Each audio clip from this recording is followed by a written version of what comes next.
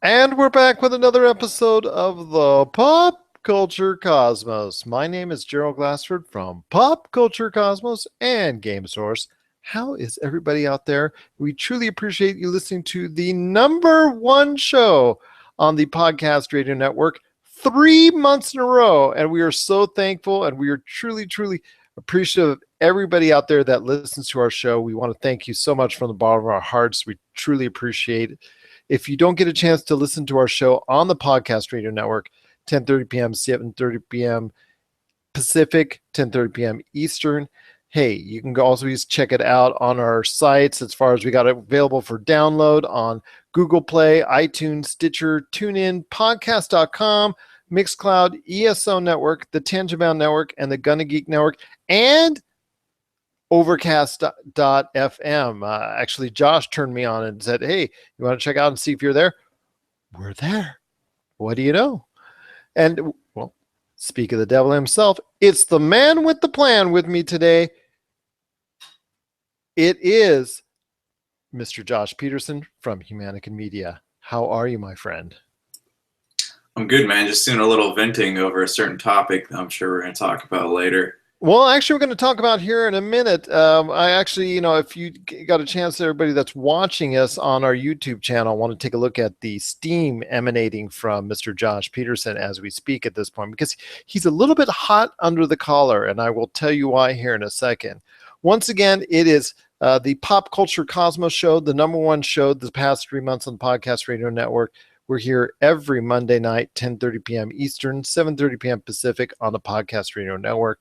Also, as well, we've got the PCC Multiverse. That's on Friday nights, 7 p.m. Eastern, 4 p.m. Pacific, also on the Podcast Radio Network. And don't forget, our shows can be downloaded on Google Play, iTunes, Stitcher, TuneIn, podcast.com, Mixcloud, the ESO Network, the Tangibound Network, and the Gonna Geek Network as well, and Overcast FM. That's right, Overcast.fm has the Pop Culture Cosmos right at your fingertips.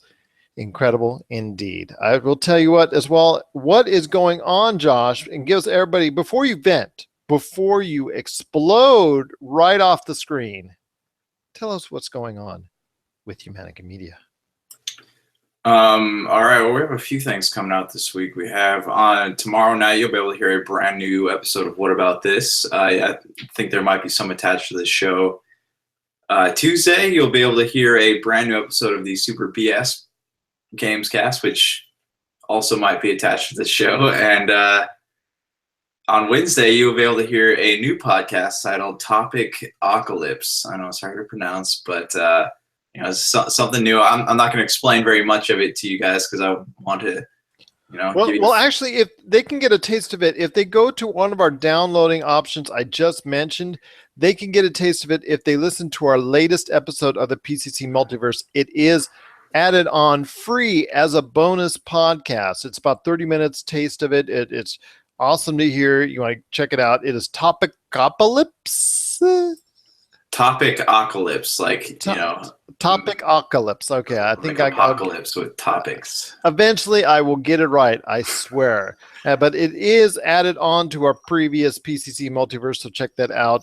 And then also on this episode as well, we will have clips from the latest Super BS Gamescast and the What About This podcast, indeed. So there's some great listening. Check out Humanica Media on all their social media sites on Facebook and Twitter, and then check out all the various entities to catch the latest going on. Even What About This podcast has a Facebook site itself, so check that out. You can get all the latest information going on, where it plays, all the great stuff from Humanica Media, whether it's Topic Apocalypse or Super BS Gamescast, or also as well, the What About This podcast is playing on, I believe, iTunes, podcast.com, Podbean, Google Play, Overcast, Overcast.fm, Pocket Casts,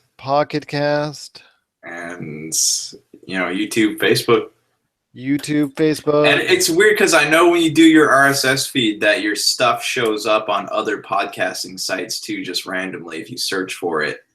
they'll add it to their repertoire. So I mean, it's just Google it. You'll find it eventually. I know I did. So that's all the great things coming from Humanica Media indeed. And we truly appreciate Josh, the main man behind Humanica Media and also Pop Culture Cosmos as well.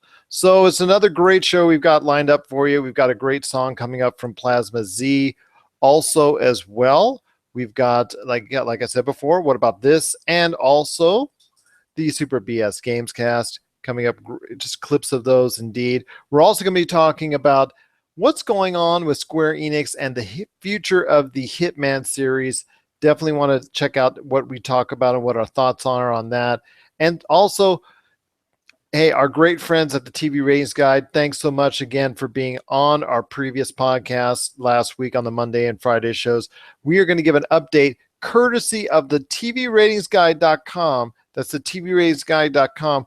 We're going to give an update on some shows that we're surprised that got canceled and also ones that we're surprised that got renewed as well. So we're going to give you our thoughts as we close out the show, giving thoughts on the TV scene there. So, and that's all courtesy of the TVRatingsGuide.com. Well, it was a great weekend for movies indeed. The Guardians of the Galaxy Volume 2 is going strong worldwide. Looks like another definite hit for Marvel indeed. Whether or not it reaches that upper plateau, we'll have to wait and see. It's garnered well over $600 million worldwide, so it's a pretty strong hit, and it held strong. One of the strongest holds domestically in a week 2 weekend for a Marvel Cinematic Universe movie, so that's definitely some good news indeed.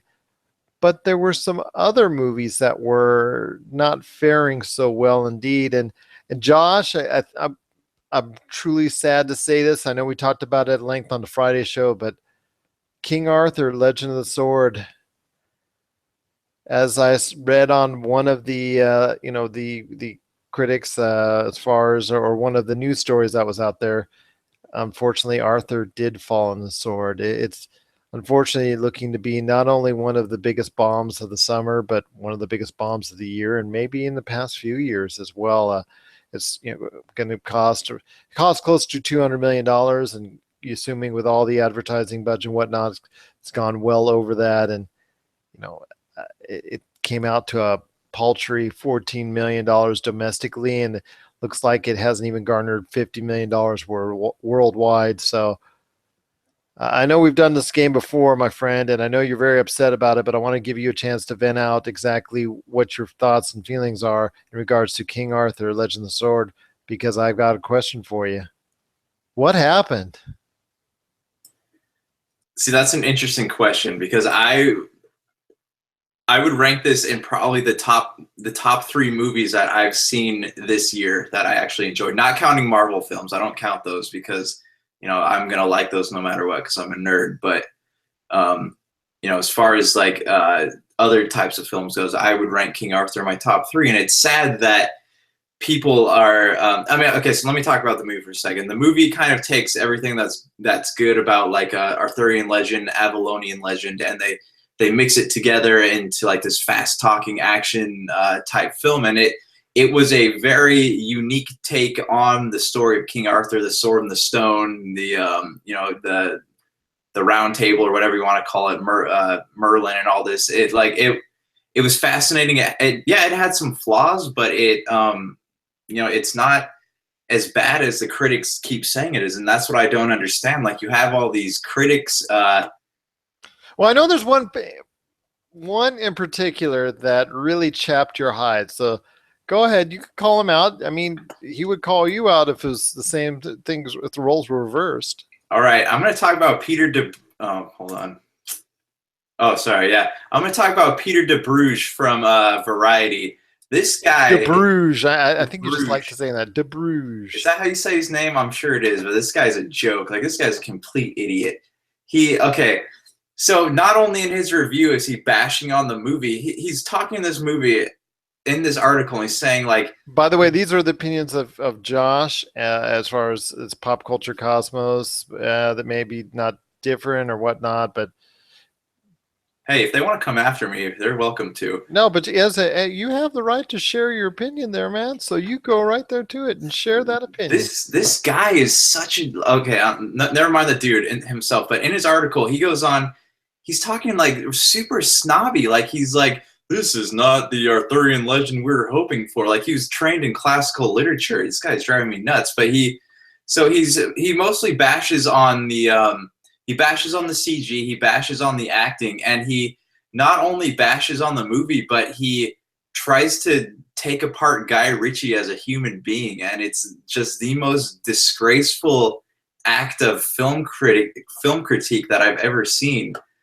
And his big complaining is or his big complaints are things that make the movie good. Like he sits here, he has a whole paragraph here on how he didn't like Robert Downey Jr. and how he calls like Zack Snyder and Pederson Singh and Alec Proyas films like garbage. And it's like this guy has probably never stood behind a camera, never wrote a film, never made a film, never produced a film. And what qualifies him to make this kind of garbage article? But I guess like this goes into a bigger issue that I have. And I know we've talked about this before. Is like these critics are going to be the fall of big budget films because they're basically people hang on to their opinions and they're telling people not to go see this movie. And even though King Arthur is scoring well with like regular people like you and me, like they're giving it 7s and 8s, the aggregate critic scores are outbalancing those and making it giving it super bad scores on Rotten Tomatoes and Metacritic.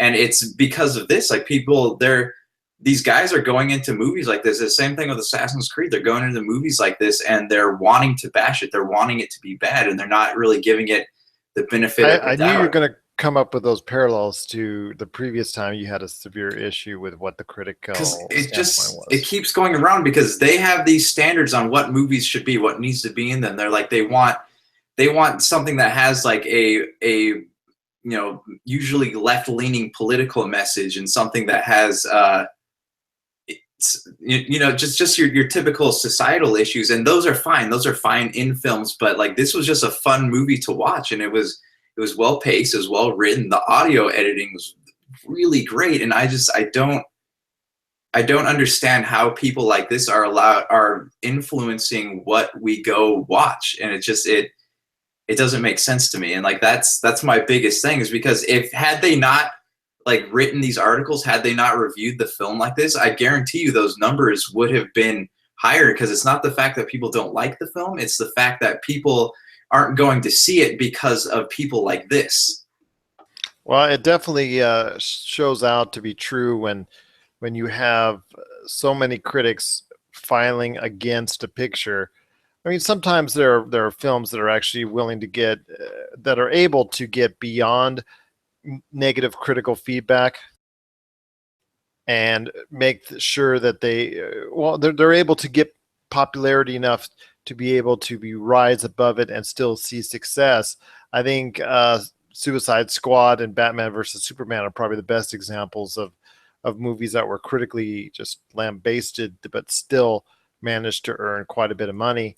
So this but most of the times when critics really just gather around and group behind a movie, it usually is enough to start that word of mouth negatively against movies like King Arthur. Right. And if you look at this, like just the fantasy genre in general, like I know overseas, like Warcraft and I forget what the last one that came out before that it was, but those films were able to gain back money because, or they would have been considered flops had they not been opened up to great numbers in China.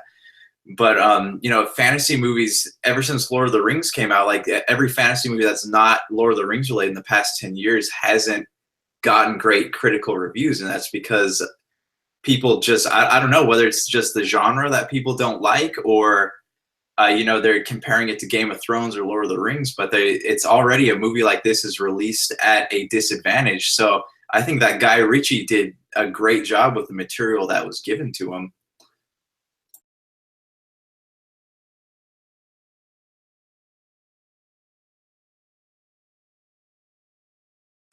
Well, I'm glad to see that you got enjoyment out of the movie. I'm glad to see that you think of it so fondly. I know your initial reaction was the best, like you said, one of the best movies that you've seen so far in 2017. I hope people will give it a chance and decide on their own whether or not the movie's going to sink or swim in their own minds and hearts. But for right now, all appearances, it looks like it's going to be one of the two biggest and largest movies to be, I guess, failing as far as it's concerned from a really bad standpoint that it's just not going to be able to make or garner any money. In fact, it's probably going to lose a lot, and it's going to maybe cost Charlie Hunnam any chance to star in many more future films. And this is the type of thing that could halt Guy Ritchie's career back into middle or lower echelon films being offered to him as well, because it's just they're not going to be able to be able to have the chance to make films that they would want to make, because they're just not going to be able to have that track record behind them, because this is looks like, again, going to be one of the two or three biggest flops of the year at this point in time. What are your thoughts on King Arthur, Legend of the Sword? Please let us know. Popculturecosmos at yahoo.com. Also, as well, Pop Culture Cosmos, Humanica Media, and Game Source on Facebook and Twitter as well. Well, like I said before, we have a great show coming up for you. We've got What About This and Super BS Gamescast, clips from both of those shows coming up later in the hour. Also, as well, we've got a great interview from with Terrence James for Hyperkin. He's promoting the great stuff that's going on with the retro gaming units at Hyperkin. So I had a great interview with him at the Level Up Expo right here in Las Vegas, Nevada, that took place this weekend. In fact, we taped it earlier today. In fact, right now, taping it earlier today than what we are doing. So we're recording this on Mother's Day. So we want to give a shout out to all the mothers out there. We appreciate it. And as far as all the mothers out there, happy Mother's Day to you. We truly appreciate everything that all the moms do out there, indeed. But yeah, I had a great time at the Level Up Expo. I'll tell you what, if you get a chance next year, check it out, levelupexpo.com, and register for it early. It was a very, very good crowd. Several thousand were there going through, many dressed in various cosplay. I mean, it's heavily into cosplay. Booths are there, heavily into anime cosplay, a little bit of gaming as well. They had Twitch streams going all over the place, tournaments, gaming tournaments that are all over the place, artist alleys, displays, a lot of retro gaming as well, a lot of collectibles that were at various booths as well. So a great mixture and eclectic mix of pop culture indeed. And I cannot thank the Level Up Expo enough for allowing us to go and cover it. Hopefully, I'll be able to produce a story later this week covering and giving a little bit more detail about the Level Up Expo itself. There was even I'll put it this way. In a various short amount of time, you would walk through the aisles and go and see cosplays left and right of you. Then you would go by anime booths. You would go by artist booths, professional cosplayers. Then you walk and see huge Twitch streams going on, fighting championships going on right there as well. And then also right next to all this action going on was a professional wrestling event. So definitely had that pop culture mix going on. It's definitely over the years, the Level Up Expo has grown by leaps and bounds to be something truly remarkable indeed. And my hat goes off to the crew at the Level Up Expo for creating another outstanding show that seems to be getting better and better every year. So make your plans in the near future to head out there in 2018. That's the Level Up Expo here in Las Vegas. Levelupexpo.com. You won't regret making it out here for the show. It's definitely worth attending and definitely worth being a part of. So we got a great show coming up for everyone here today, but first we got a great song by Plasma Z. This is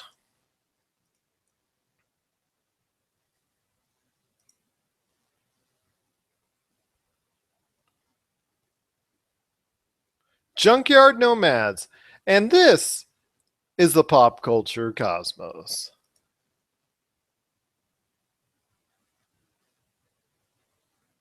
The Pop Culture Cosmos. And we're back with the Pop Culture Cosmos. My name is Gerald Glassford from Pop Culture Cosmos and Game Source. We truly appreciate you listening out there to the number one show on the podcast radio network right here every Monday night, 10:30 p.m. Eastern, 7:30 p.m. Pacific. And we're on a host of downloadable platforms. And when you do download our show, what we will try to ensure as much as possible, bandwidth and storage settings notwithstanding, to provide you with an extra free bonus podcast from one of our many entities that cooperate and work with us on the Pop Culture Cosmos, such as Humanica Media, Rob McCallum Films, The Galaxy Far, Far Away, Wine Movement of Words, Game Source. It just so many shows that each and every week we try to add on to at least one of those to our actual show. So you check out a need. That's our Monday show or Friday show on any of those Pop Culture Cosmos downloadable networks. So I want to ask you a question, Josh. It's Josh Pederson of Humanica Media. Hey, have you gotten a chance to find out and update on what's going on with Square Enix and the potentially troubling decision that they made in trying to sell off IO Interactive? And if anybody out there is not familiar with IO Interactive, they are the group responsible for the well-known series known as Hitman, which seemed to be going on a way back up as far as from a critical standpoint. Their latest effort was very highly received, pretty solid as far as sales-wise from what I can see, as far as being an episodic adventure. But it looks like right now everything is on hold for the development crew at IO Interactive and the game as well. So, Josh, share us your thoughts on what's going on with the troubling decision that Square Enix has made again in regards to IO Interactive. Yeah, from what I understand, they are selling IO Interactive and the Hitman property. That's kind of I don't know, because I guess they made Hitman episodic because I thought that it had something to do with like the cost of releasing it as a whole. And it's I don't know, it's just kind of a weird move because they put in a bid. They were like, it was almost a desperate bid to get IO's Interactive back when they purchased the company, and now they're looking to get rid of it. But you look at Square Enix and where they are now, like with their properties, and you kind of understand because they're cutting a game every 3 or 4 years now, and like it's just not a how are they have too many cooks in the kitchen, I guess. It also goes back to what they said as far as with the latest reboot from Tomb Raider and not meeting their expectations or having to hit so many millions before it actually met a profit. I mean, it's very weird how they have these different performance levels set up for those games that are manufactured and made outside of their home country base. I don't want to lead anything as far as concerned, but it definitely kind of looks like that's in the direction. They have a lower tolerance for success in regards to games that are made outside of the Japanese market. I mean, am I wrong in that assumption? I don't want to be seen as someone that's trying to point that out in a negative way. I'm just trying to point that out in an analytical and business sense. It just seems on the surface Square Enix has made overtures as far as in a negative fashion in recent years as far as Tomb Raider and Hitman primarily. Now they're still going ahead with Tomb Raider, the Tomb Raider movie, whatnot, and I'm assuming another Tomb Raider game down the road. But I think they've been kind of harsh on both the Tomb Raider series, the reboots, and also as well Hitman as far as it's concerned. I mean, do you feel the same way, or do you think they're getting a fair shake? Yeah, I mean, no, they're not getting the attention that they deserve. I think if Square Enix were to give if someone else will definitely pick up IO Interactive for sure, because the Hitman franchise is something that people still love to play. They enjoy it, but I don't think that Square Enix can put the time or money into it that it deserves. And while I do think episodic Hitman was a good idea and it was fun to play, it's just not. It's not a game like Square Enix has their properties. They have their Final Fantasies, their Kingdom Hearts, whatever, and these games take so much energy and time and money to create, and they just don't have the resources to. I mean, I'm surprised that they're still putting out Tomb Raider games, but they don't have the time or resources to put out a quality product for a game that people have standards for, such as Hitman.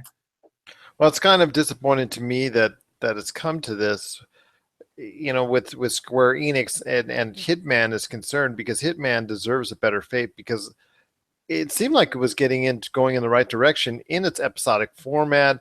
The critical reviews were very strong on it. I know it's a favorite of many out there as far as within the past year, as far as becoming a game that people can really look at as a really quality game that they want to look forward to playing.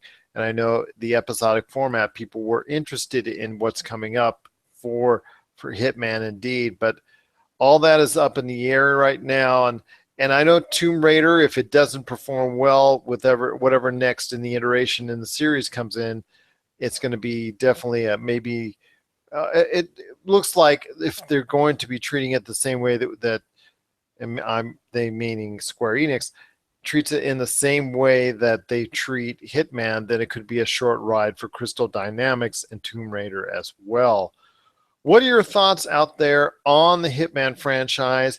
Do you want to see it go in someone else's hands? Well, I'll actually ask you first, Josh. Where would you like to see Hitman go, the series, and its developer, IO Interactive? Ooh, I love Gearbox. I mean, I just they're some of my favorites. Maybe I would say. Oh, I wouldn't go to 343. I wouldn't go to the Coalition because they've got their hands full with other stuff. I don't think you'd want to go to BioWare right now. Definitely not BioWare. I would say EA, like if it was just an EA specific franchise like Battlefield or something. But there's not a lot of places where a game like that would be, because Square Enix kind of turned it into something different, and so. But I do think that Ubisoft would be, because they had it, didn't they? They were. I thought so at one time. Although my choice would be 2 words: Naughty Dog. Oh, hey, that's good too. That's good. Because they're used to working with a third-person actioneer, similar type movements, similar type structure.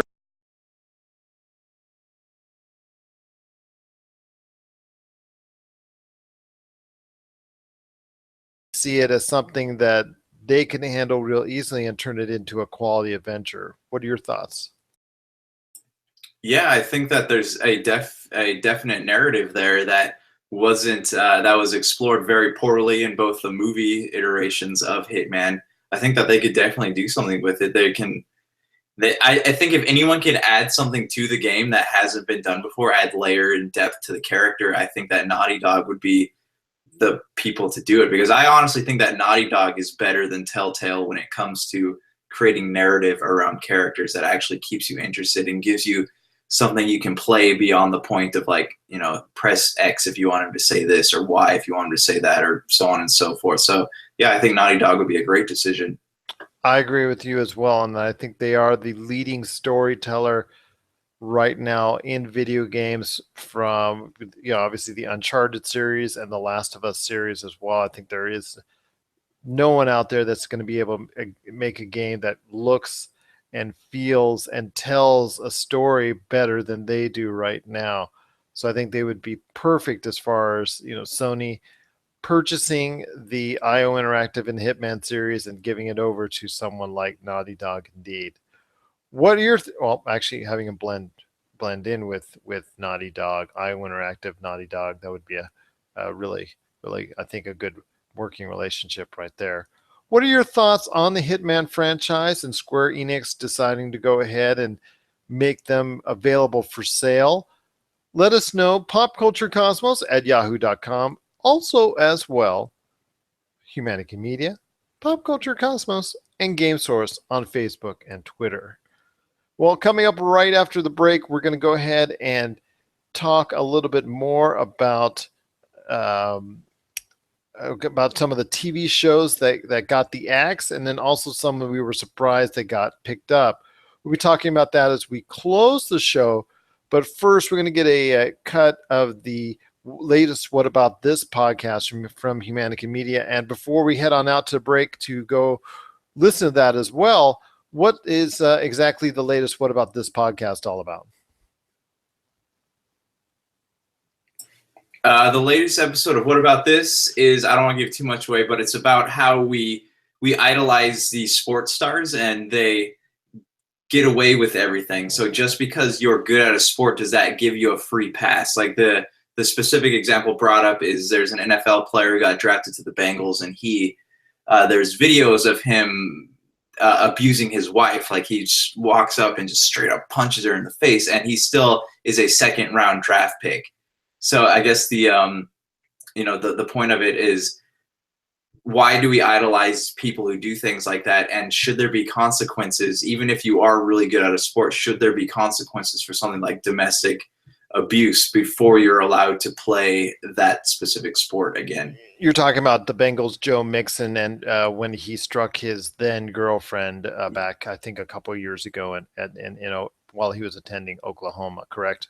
Correct. So I mean, what was discussed was, should he have to, before playing for the Bengals, should he have to sit out a year and maybe attend like some domestic abuse classes or whatever? And it's simple things like that, not simple things, but they're complicated, but things like that. There's a few more. They talk about briefly Slava Voinov from the LA Kings and what he did to his wife, and there's a lot of instances of that stuff happening. So it's just a kind of an in-depth conversation on these players, why they do the things they do, and why we idolize them regardless of their character flaws.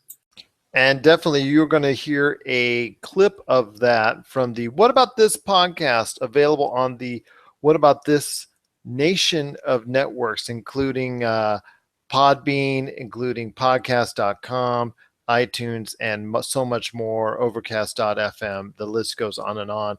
Check out it as well on the What About This podcast on YouTube, on the Humanity Media YouTube channel, and the What About This Facebook page as well. Well, like I said, we're going to check that out right after the break. This is the Pop Culture Cosmos. And we're back with the Pop Culture Cosmos. We're going to close it out here on the show. My name is Gerald Glassford from Pop Culture Cosmos, the #1 show 3 months in a row, and it's all because of you on the Podcast Radio Network every Monday night, 10:30 p.m. Eastern, 7:30 p.m. Pacific on the Podcast Radio Network. Also as well, the PCC Multiverse, the Friday show we have, 7 p.m. Eastern, 4 p.m. Pacific, also on the Podcast Radio Network. And remember, we're on 10 different downloadable outlets that we know of so far. And every time you do download the outlet, download the show, or as much as we can, we provide an extra podcast at no extra charge for your enjoyment from any one of our great Pop Culture Cosmos outlets. Indeed, could be the Wine Women of Words, Humanity Media stuff, Galaxy Far Far Away, Game Source, or Rob McCallum Film Stuff. Could be a Gamercast with J. Rob and Glenn. You never know. We attach one of those great podcasts alongside our podcast, indeed. Well, it's definitely was an interesting closeout to the week last week, and also weekend indeed, for a lot of shows that were very nervously biting my nails right there, as far as nervously awaiting the decision from networks whether or not to renew or cancel the shows. And for many fans out there, it was even more nail-biting season because they were on pins and needles with shows that they loved, that were on the fence, and either which way it could have gone, whether it could have gotten the axe or could have gotten the green light to go for another few episodes a year, what have you. So I ask you, Josh, and that's Josh Pederson with me from Humanity Media, what were some of the surprises for you as far as what shows got axed, and what surprises were you that shows that got canceled, And I want to tell everybody out there that the TVRatingsGuide.com gave us all this great info. Check out their site, TVRatingsGuide.com, for all the latest info each and every day on the TV rating scene. And I was, looking over all the different decisions that were made by the networks through their site, TVRatingsGuide.com, and I was I have some choices. So I didn't want to hear what you thought as far as the surprises for you on what was picked up and what was let go by the TV networks. Okay. To be completely honest, like I know we talked about this before, I don't watch a lot of television. Like I watch Netflix shows and things on Amazon and whatnot, because my beef with television shows is anytime I get attached to something, it either runs for like 2 seasons or it runs for so many seasons that I can't even keep up with it. And like the CW is a good example. Like I used to like to watch The Flash and Arrow, but now there's so many and they intertwine with each other and you have to watch everything. So I just stopped watching them all together. I'm going through the list here. I'm surprised that Big Bang Theory is still running. As far as like renewals go, I'm glad Elementary is still going. I know you like that show. Lethal Weapon was good. I've seen a few episodes of that, and that's probably one of my favorite shows. And so is Lucifer, just because it's based on I like the Constantine type comic books, and that's Lucifer has been a crossover character in those. And Supernatural, like I was a fan of this show when it first started, but it was only supposed to go 5 seasons and then stop. But now it's on season 11. I just don't care anymore. As far as cancellations go, I know we talked about this one. Last Man Standing surprises me because it was doing so well with the ratings, and they're saying that now we have to take over production cost and it's going to cost too much. But they canceled this show, but Modern Family, which is a lot more expensive to make, not only did they sign on for another season, but all the actors in it allegedly got raises. So that surprises me. Son of Zorn was another one I was surprised got canceled because I know people really like that. It was kind of a hit with people who like shows like Family Guy and The Simpsons and whatnot. But other than that, like the stuff that is getting canceled, I'm not too surprised that it is getting canceled, just because a lot of it, like Rosewood and like Bones has been running for a long time. Sleepy Hollow, their ratings have been decreasing more each season. Two Broke Girls is surprising, but we knew Grimm was going to end. There's a few shows like on the CW that just haven't been as popular as they would like them to be. Well, the CW is always hard to gauge because they're a low-rated network in the first place. Correct. And basically anything, they're pretty soon, like their entire lineup is going to be superhero shows that all, connect with each other, because look at, they're losing. Vampire Diaries was like their biggest, their biggest hit practically. And then, they have their spinoff, which was Rain, and then Frequency, No Tomorrow. They kept trying these new things and they're not working out very well. I think they need to market to people other than teenagers. Well, if iZombie actually goes into the Supergirl Arrow universe, then I think your theory is going to be exactly 100% true on the CW. Were they talking about that? Is that a thing? No, but I was. I was like, dude, yeah, that sounds awesome. That was one of those shows that was on the fence, but it did get picked up. But I just wanted to say, if we see iZombie actually parading through the Arrow universe, as they call it now, okay, because there's got to be a universe on everything. That would just be a killer thing right there. And if I heard or saw that, I'd be like, Josh called it. But anyways, like I said, we just truly appreciate the TVRatingsGuide.com for providing a list out there. If you want to check out the list of shows that were picked up, the shows that were ordered for series, meaning pilots that were thought of so much that the networks picked them up for their fall season, and also maybe summer season, spring replacements, what have you as well. And then also the shows that got canceled. Check it out, TVRatingsGuide.com. For me, the biggest surprises that got picked up, well, it was one that got canceled and that got picked up again, at the last second, I'll tell you what, it got canceled, Timeless, which hurt me deeply.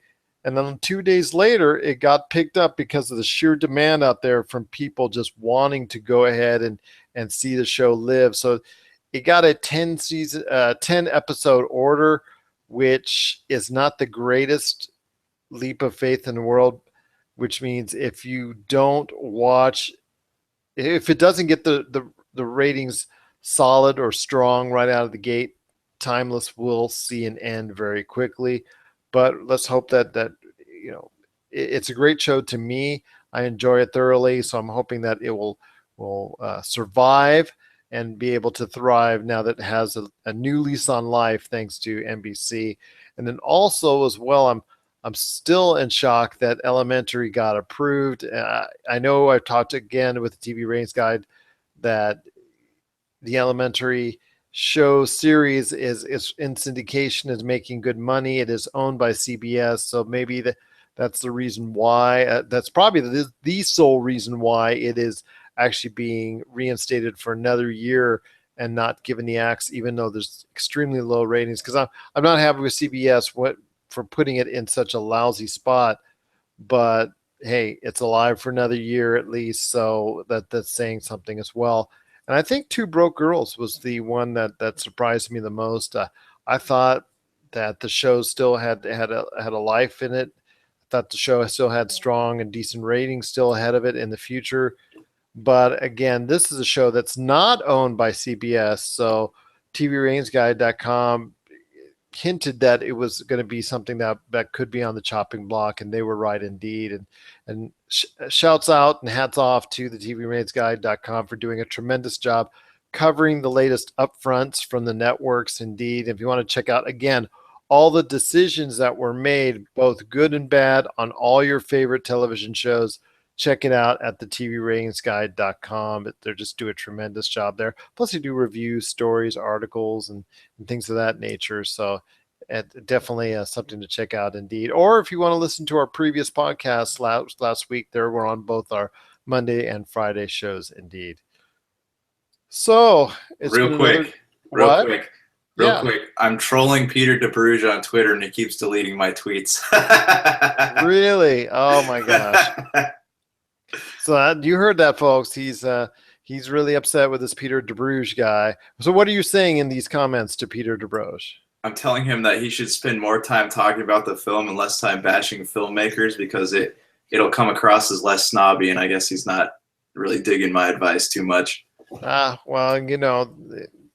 it is what it is. I mean, Josh, you and I write film reviews, and we try to deal with it from an honest perspective as well. We don't try to tell anybody exactly what they're doing. We just tell it, do we like the film? This is why, not why. Yeah, but we come across our reviews, what I love about our reviews, and I personally put this into every review I write, I have a certain respect for the art of making the film in itself. I never attack the filmmaker as a human being or other filmmakers who have done things like that. And that's why this review gets me so bad. Like, it's one thing to talk about a movie, but anybody can sit behind a keyboard and break down somebody's character. And that has nothing to do with the film in itself, you know?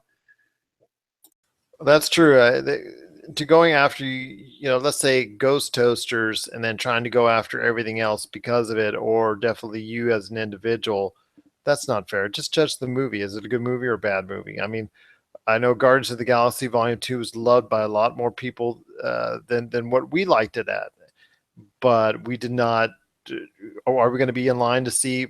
We're going to be first in line to see Guardians of the Galaxy Volume 3 because we think the Marvel Cinematic Universe and the Guardians of the Galaxy still has a lot more promising viewage left as far as that's concerned, and a lot of great stories to tell. We just didn't love this narration as much as the previous entry or what could come in the future. Correct? Correct, but I mean, I still appreciate. But are we bashing? We're not bashing Peter Gunn, right? Yeah. We're doing it. Yeah, so it's just like, it's snobby journalism, man. And it's just like, this is, like I mentioned earlier, this is going to be the fall of big budget films, is snobby journalism. People who say, hey, I hate this film, I hate the guy who makes it, but I'm not going to tell you why I hate the film or how I would fix it. It's not very productive. And we understand it's a matter of opinion, but these opinion makers definitely with the large output that they have when they're on these large great outlets, they should be more respectful because but again, maybe they they're very cognizant of the fact that their words matter because of the large viewership or readership that they have. So they will go out of their way to make themselves unique and maybe that's what happens when they want to go ahead and do that, when they want to stick out from everybody else is they go after the individuals themselves. I certainly, like you said, I would hope that he would reconsider down the line, maybe when he reviews films, if he just says it's a good or bad movie and this is why, but not because of the person or individuals involved.